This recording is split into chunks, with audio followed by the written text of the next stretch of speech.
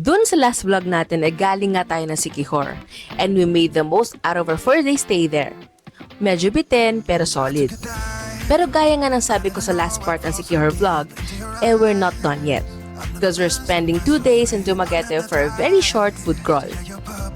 We've been hearing so many good things about the food in Dumaguete, and that's why we got so curious as to what they offer in this place.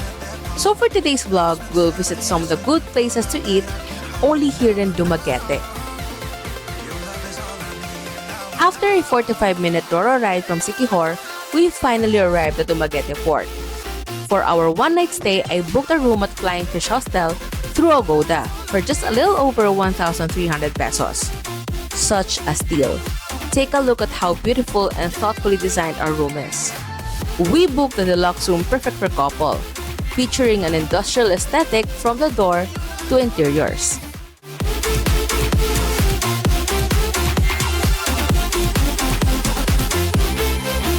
Running around with you always by my side off of the ground. Cause the feelings. But it doesn't stop there. The entire property exudes a chic, modern charm, making it an Instagram-worthy for any travelers. They also have their own cafe and restaurant, perfect for grabbing delicious meals and coffee whenever you need a break. Pro tip: don't miss out on their pastries and coffee. They're seriously good. Plus, with their strong Wi-Fi connection, it's an ideal spot for remote workers like us who mix work and vacation seamlessly.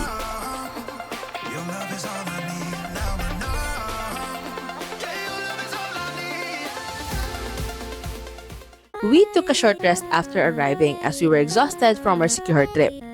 By around 6 p.m., we headed out for dinner. We were especially excited because we hadn't had a proper lunch, so we were definitely looking forward to a heavy meal. Our first stop, the famous Dumaguete Boulevard Night Market. The night market is vibrant and full of life.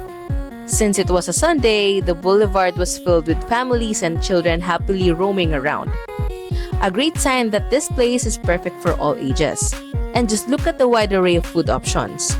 From ihaw-ihaw, classic Filipino soups, seafood, and more. There's something for every craving.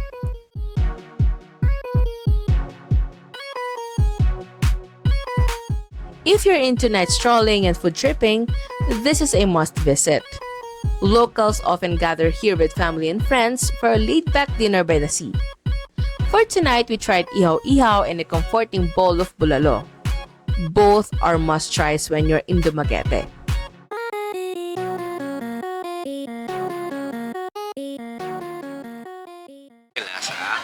Yan, so we ordered bulalo. Ano to, mahal? Sili ba to? Yeah, sili yan. Wow.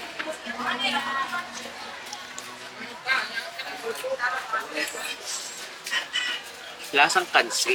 Alam mo yung kansi? Oo. Maasim-asim. Maasim-asim. Tapos medyo malapot. Yung yung... Sabaw. Yun, sabaw. Pero hindi sobrang lapot. How does it taste? Masarap. Sarap? Malasa? Malasa. Hindi siya yung typical bulalo na kinakain natin sa Manila. Hindi ko alam, baka ibang version to. Pero masarap siya. Oh, and we found a stall offering buy one take one food shakes. Such a refreshing bonus. We were stopped from dinner that we decided to head back to our hotel and continue our food crawl tomorrow. Just look at how cozy this place is. If you're planning a trip to Dumaguete, I highly recommend staying at Flying Fish Hostel. Wasting no time, we headed out early the next morning to explore more of Dumaguete's food scene. To start our day, we visited a small and unique eatery known for its wide selection of food dishes. And most importantly, we're serving 2 local favorites, Balbacua and Kansi. Balbacua is a rich, slow-cooked beef stew simmered in a flavorful broth made with peanuts, annatto, and fermented beans. Hearty and full of depth. Kansi, on the other hand, is a comforting Ilonggo soup that's delicious cross between bulalo and sinigang. It's made with beef shank and bone marrow, flavored with batuan, and given its signature color from anato. That is Balbacua. Ito, tignan natin yung Balbacua. So, Balbacua is balat ito. Wow. So, ayan na rin ito. May mga malipid, may laman.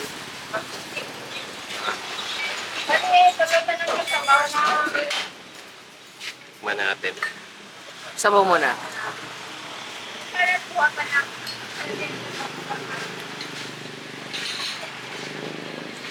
Lasang siniga, ay lasang nilaga. Tapos nandun dun yung pagbalbakwa kasi yun yung lumalapot yung ano eh, lumalapot yung sabaw dahil dun sa balat mismo. So nandun dun yung lapot. Sarap. Yung meat, yung laman. Ito may buto, may marrow. Oh no.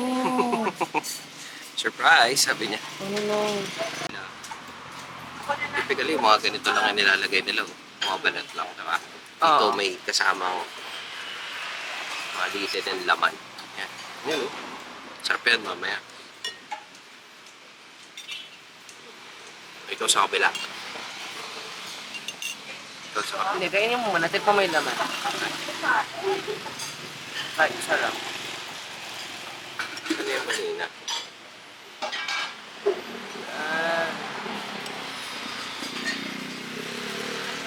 And 120 lang ito. Wow, 120? 120 may kasama na. Ah, talaga? May kasama na rice? Hindi ako order ng rice. Binigyan niya na tayo rice. So ito, mana natin.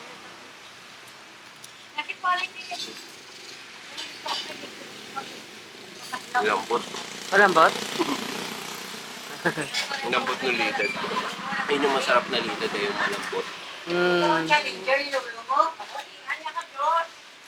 Tapos yung balat, nagme-melt sa mga ganyan yung sobrang, dahil sa sobrang lambot.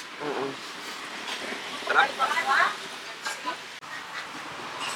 Ay, meron siyang ano. Puso ng... Ay, hindi. This is langka. Langka ito. Oo, langka nga. May langka. Chelsea yan eh. So, tingnan natin yung sabaw.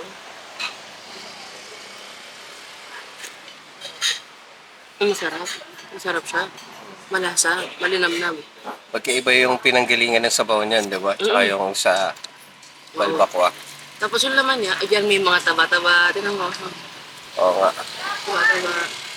Yung nataba ulit. So, of course, may mga laman. Ayan, may laman. Laman. Yan. Laman Siyempre, talaga ng titikman baka. natin. Alam na natin na malambot yung mga laman nila. Tikman naman natin yung taba. Kung malambot. Melt in your mouth, literal. Taba.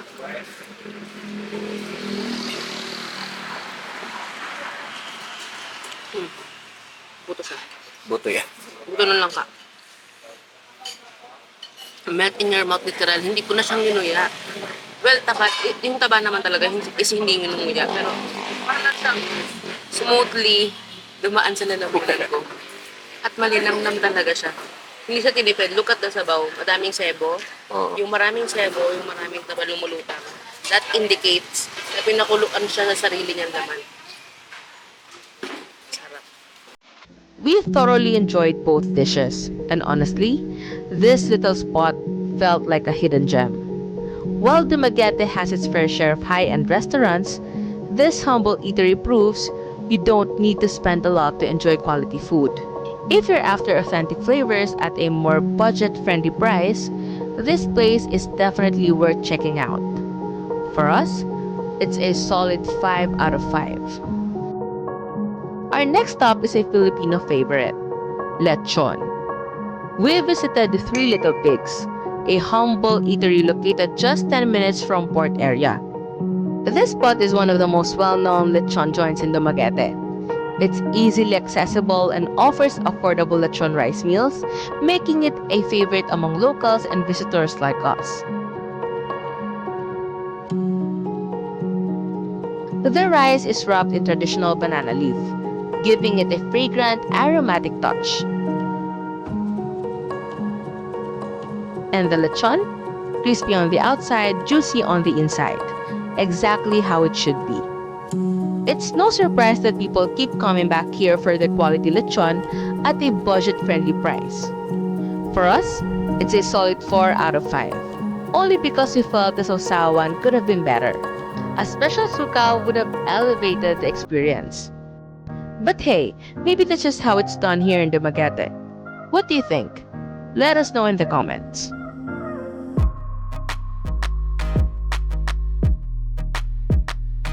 For our fourth stop, we visited a place that many of you probably already know, Rival Bistro, located just across the boulevard. Since we were already feeling full from all of the food earlier, this was the perfect time to slow down and enjoy some dessert. And when it comes to dessert in Dumaguete, Sylvanas is definitely on top of the list. It's one of the city's most iconic treats. Sure, you can order Sylvanas in Manila, but nothing beats enjoying them fresh from where they truly originated, right here in Dumaguete. We ordered assorted Sylvanas to try all of the flavors, and as expected, they were absolutely delicious. Not overly sweet, just the right amount for our taste. We didn't order anything else this time, as we were saving room for our final food stop. But before we move on, if you're still watching, don't forget to like this video and subscribe to our channel to stay updated on all of our adventures. Also, if you haven't seen it yet, make sure to check out our Siquijor vlog. That's where we came from before heading to Dumaguete. Now back to our final stop, and it's probably not what you're expecting. We decided to check out Dumaguete's public market. And that's where we found our last and final food destination. Welcome to Painitan Lane, a local favorite especially in the early mornings. It's called Painitan because it's where people go to warm up their stomachs with hearty Filipino breakfasts and rich hot chocolate made from 100% pure cacao. There are several food stalls to choose from, but we stopped at Martina's Painitan, stall number 5, and we're so glad we did. We ordered 3 pieces of suman generously topped with peanut butter, all for just 100 pesos. The peanut butter was top-notch. Think classic Pinoy style peanut butter you'd find in a market, but less sweet and even more flavorful. And the tsokolate? Thick, slightly bitter, and bursting with real cacao flavor. Absolutely perfect. And what made it even better? The local vendor suggested we pour the hot chocolate on top of the suman with peanut butter. And wow, what a combo! A truly local experience you shouldn't miss when visiting Dumaguete. Hindi natin nakakalain na mayroong mga ganitong pagkain. Pero silang i-offer na pagkain kanina, yung spam itlog tinapay. Tapos bukod doon, meron pang Budbud. budbud. Ito yung budbud na pinunta natin. Para siyang suman. So, ito para siyang suman na pwedeng lagyan ng peanut butter and chocolate. Pwedeng chocolate lang, pwedeng peanut butter, pwedeng parehas. So, tikman ko lang siya.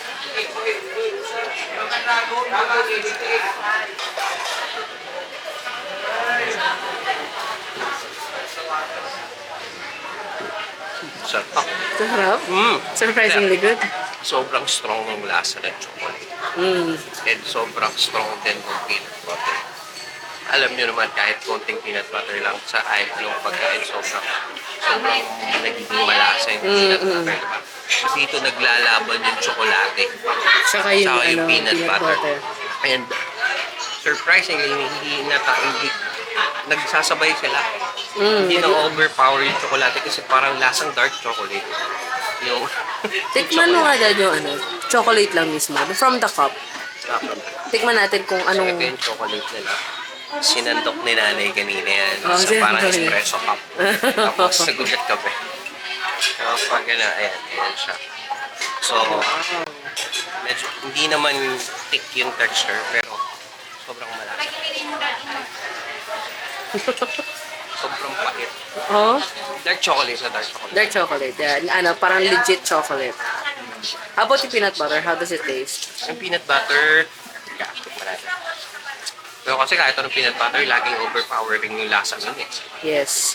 Ako mahilig ako sa And peanut butter. masarap talaga ang peanut butter ng palengke. Oo. yun, Diba? oo. Kasi lalo na kapag magluto kayong kare-kare, ilahalo nyo sa mga ingredients, palengke talaga. Hindi kami bumibili sa grocery kapag kailangan namin pang peanut na peanut, matamis. Panglagay talaga dito. Perfect yung lasa. Hindi mo akalain. Kasi nandito lang siya sa likod ng palengke. Tara, kain. Okay. Our overnight stay in Dumaguete was short but undeniably sweet. We managed to try some of the city's best local eats, though we know there's still so much more we've yet to discover. And that's just another reason to come back for next time. One thing's for sure, Dumaguete is home to some truly remarkable food. Flavors that every traveler should experience when visiting this charming city. So paano? Hanggang dito na lang. We're after the next stop. See you!